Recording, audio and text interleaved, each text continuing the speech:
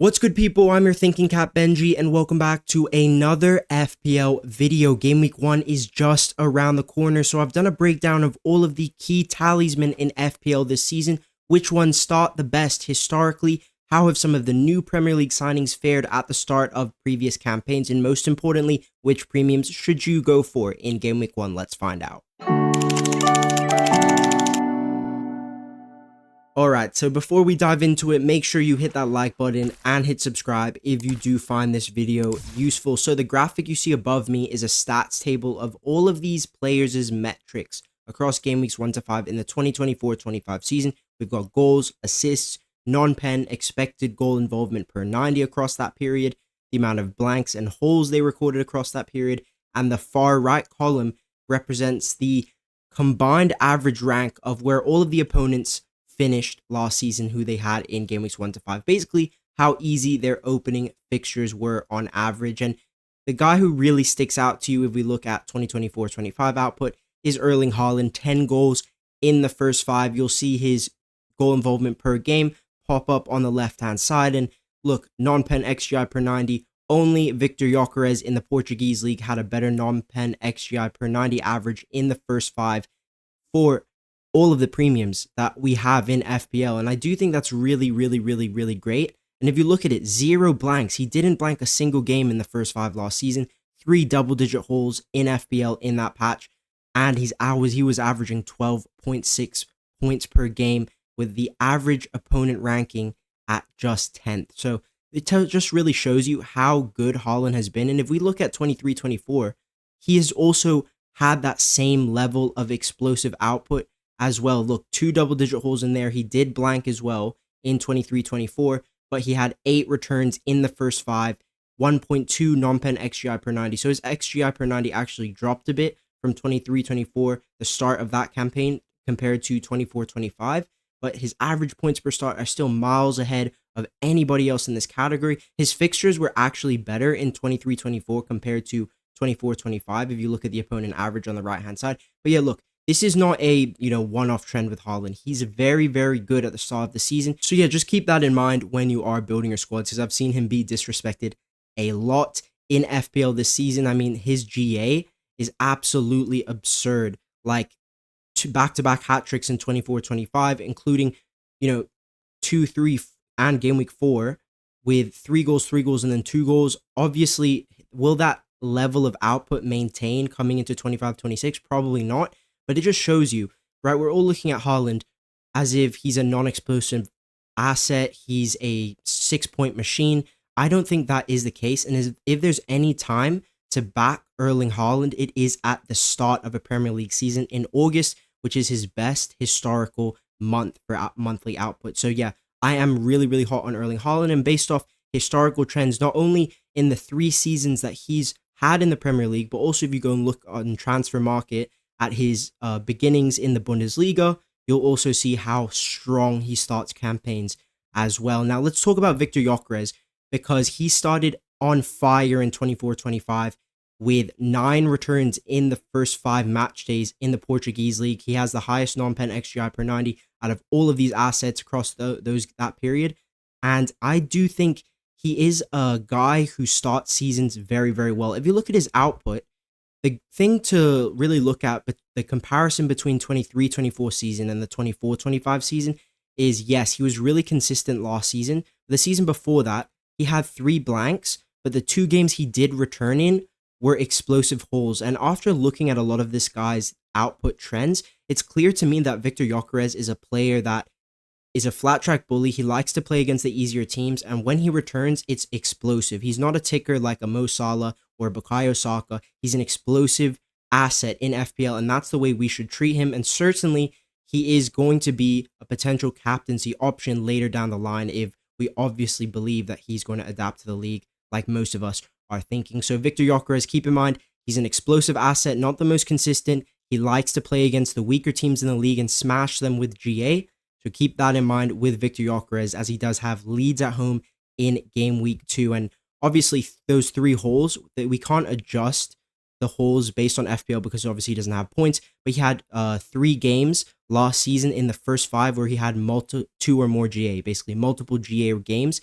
and those are explosive holes where he would have got double digits in FPL. So yeah, keep that in mind. His fixtures were kind of easy in the 24-25 season. So yeah, he did smash the easy fixtures. And this is what I'm saying with him.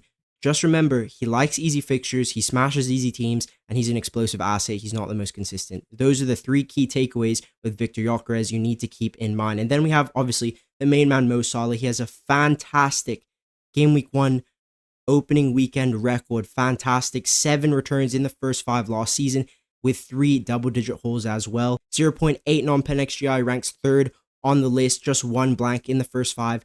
And the thing is, he did blank once in the first 5 last season. Let's not forget the best ever individual season I have personally ever seen in the Premier League. He did blank once in the first 5, and Haaland did beat him in most of the early opening game weeks. So do keep that in mind with Salah, but his average points per start was really high. And the thing is, look at the opponent average on the right-hand side. Salah actually had easier opponents than Haaland did last season, according to where they finished in the league. So yeah, he did have a pretty easy run, which if we move into 23-24 and have a look at his output, it does drop a little bit. He was more consistent in 23-24, but there was less explosivity. He had less double-digit holes, 6 GA in the first 5, and his return trends, his return patterns in that period was, assist, then a goal, then an assist, then a goal, then 2 assists, right? So it was very ticky. It was a very ticky kind of return trend, and there is definitely potential with his opening fixtures being Bournemouth at home, Newcastle away, and Arsenal, that it is more of a ticky, consistent output where he's not actually the explosive best captain, but he still returns that GA. And at 14.5, it is something to consider. But anyways, if you look at Overcross 23-24 and also 24-25, he is still very, very much up there in the GA counter. So do keep your eyes on Mo Salah. He does start seasons well, and he's still over 1 GA per game in the first 5 in both of these seasons. So still starting very well, Mo Salah. And then we have Bukayo Saka, who, if you look at his return trends, he didn't actually blank a single game in the first 5 last season. A goal and an assist at home to Wolves on the opening weekend. Villa away assist, Brighton at home assist, Tottenham away assist, Man City away assist as well. And he got hooked at halftime due to Trossard's red card in that one. So Bukayo Saka is quite consistent at the starts of seasons. Even if you look at 23-24, just 1 blank in there as well. So he is a consistent asset. His fixtures across the last 2 seasons have actually been a little bit tougher than some of the other guys. Actually, in 23-24, his fixtures were pretty easy. But still, this guy has been quite consistent, and that is a really good sign with Bukayo Saka. He seems to start seasons well. And the fact that he was, when you're looking at, output trends and stuff, the 2 things you want consistency and you want explosivity. Those are the 2 things you're looking for, and Saka certainly has that consistent output that you'd want from a premium. You don't want blanks every week. For instance, Cole Palmer, if we look at his historical output last season, obviously we only have 1 season sample size with Cole Palmer. He finished on 6 GA in the first 5, but 4 of those GA came away to Wolves, right? He did put up 2 blanks in that period with a 1 assist game against Crystal Palace. So most of his GA came in 1 game, basically, is what I'm trying to say. And if you don't catch that hole with potential captaincy, you're probably going to lose out with Cole Palmer. So it's not bad to have a consistent asset like Bukayo Saka in your squad, but obviously his starting fixtures are tough this year. And then obviously we have Florian Wirtz, who had 5 returns in 5 in last season in the Bundesliga, which is quite good. His non-pen XGI was a little bit low, but a few of those goals were actually pens, because he did take a few pens for Leverkusen, so do keep that in mind with his output. But still, even if we go to 23-24, his output wasn't too bad. 3 and 5 is solid for an opponent average rank of 10th. That's pretty solid, and his non-pen XGI was a little bit higher in that season as well. No double return games with Florian Wirtz, but if he did score a goal, maybe he picks up a bonus. He could do a hole, obviously. So the consistency is a great thing to look at with Florian Wirtz. So just keep that in mind when picking him in your team, because I know they have tougher fixtures, but historically he does start seasons quite well, which is great. Watkins, next up. 4 returns in 5 last season, but he did blank the first 3, I believe it is, which is a little bit disappointing. 1 double-digit hole in there, but just 28 points in the first 5. I suppose it's okay. Like, his minutes weren't perfect at the start of last season, and 23-24, he had a much more consistent start, but There were still no explosive holes in there, 4 assists in the first 5. But this guy is likely to pick you up around 3 to 4 GA at the start of a campaign. And considering they do have good fixtures in their first 5, I think Watkins is a really, really, really solid pick to start the season with. At 9 million. You can pivot off to a Gyokeres in 2 if you're looking for the cap in 2, right? Like we've already said, he's an explosive asset. But then again, if he's not looking great, you can just sit on Ollie Watkins as well, who historically has been producing 3 to 4 GA in the first 5 consistently. So do keep that in mind with Watkins. He's a decent pick. And then we obviously have Chris Wood, 3 goals in the first 5. Look at that non-pen XGI, man. It's old man Wood. Guys, look, I know a lot of people like Chris Wood, but Nottingham Forest, how good are their attack realistically? Not that good. So my personal opinion with Wood is probably you can go with him. You can definitely go with him. Just, I wouldn't be captaining him, guys. Do not captain him. I don't think his data is anywhere close to being good enough. But yeah, Forest do have a few good fixtures, so you could go there, of course. But even if we look in 23-24, he's not even on the 23-24 list. Why? He didn't start enough games, right? So he earned that trust from Nuno Santos, but they've already brought in a new striker. So just be a little bit cautious on Chris Wood. If the minutes start dropping quickly, then I'd be looking on an exit plan real quick. And probably Dom Solanke is the way to go. He didn't start. I think he started in game week 1, came off injured. That's why I don't have his historical data for 24-25. But in 23-24, he did return 3 GA for Bournemouth in the first 5, which is solid. Decent non-pen XGI, but 2 blanks with 0 double-digit holes in there. Isn't that great? Still, though, his average points was higher than Ollie Watkins in that period, and Ollie Watkins just had 1 blank in there. So just tells you Dom can start seasons well, but it's not the strongest level of historical data, which means right now he's obviously injured. We haven't seen a single thing from him in preseason. So right now I would have to say Solanke is just an avoid at the moment. And then obviously Alexander Isak, just avoid this guy. He hasn't been in preseason. He hasn't been training. There's big problems. I don't think Liverpool are going to let him go. Newcastle are going to let him go until the season actually starts. So just avoid this guy. His return trends are absolutely horrid at the start. He never starts seasons well. And this is throughout his career as well. So just avoid Alexander Isak at all costs, guys. And Bruno Fernandes, this is interesting. And by the way, guys, Bruno's average points per start do have DEFCON factored in, defensive contribution points, which has boosted his average points a little bit over the last 2 seasons, but he's still only produced 1 GA last year in the first 5, and that was against Southampton. If we go 23-24, he produced 2 GA in the first 5, and both of those GA came at home to Forest as well. He still had 3 blanks in there. Like, it wasn't that great, but it's okay, and he will have a full preseason. He's been looking good in preseason. I think it's 3 goals and an assist, 2 man of the match performances in the summer series. So Bruno's been looking good. You could go there, but at 9 mil, is that someone you really want to start with Arsenal at home and Fulham away?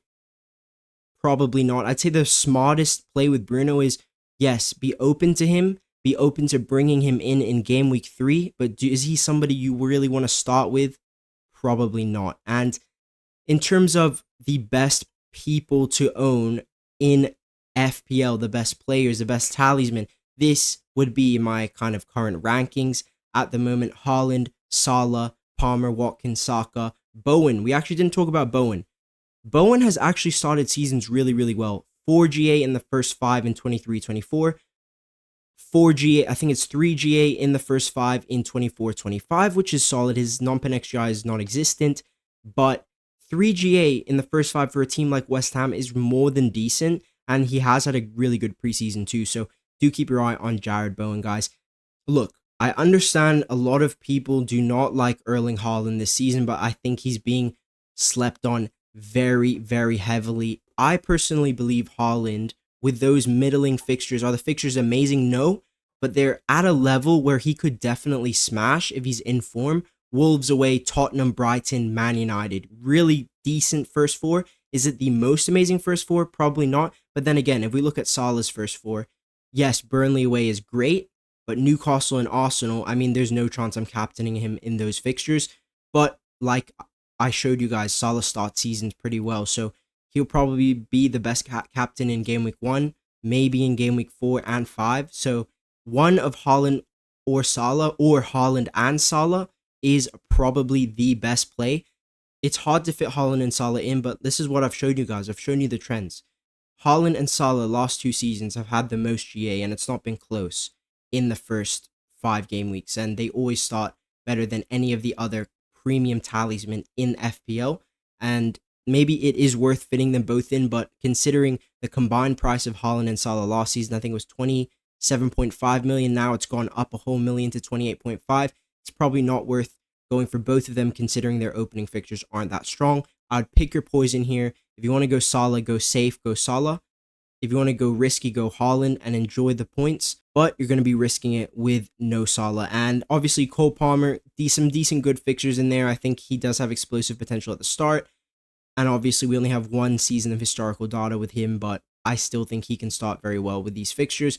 Palace at home, West Ham away, Fulham at home, Brentford away, and then Man United away. All decent fixtures for Cole Palmer. Watkins up there as well. He's been solid. He's a consistent guy. He guarantees you around 3 to 4 GA provided he gets the minutes in the first 5. Could even be more than that if he starts really well, and he's been hot in preseason too. And then obviously Bukayo Saka. I can't put Saka any higher just because of his opening run. It's not that great. United away, Liverpool away, Forest and City in there.